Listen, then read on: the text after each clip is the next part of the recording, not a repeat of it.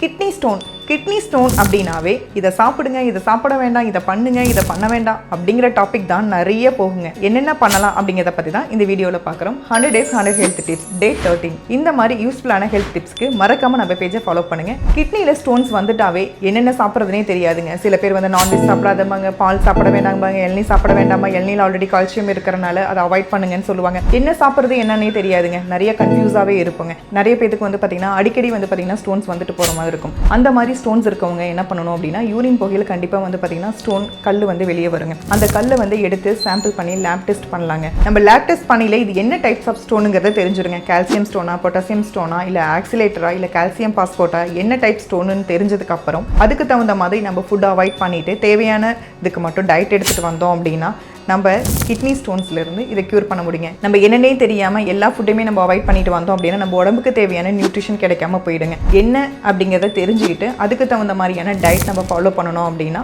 நம்மளும் ஹெல்த்தியாக இருக்க முடியும். கிட்னி ஸ்டோன் பிரச்சனையிலேருந்து நம்ம சரி பண்ணவும் முடியுங்க.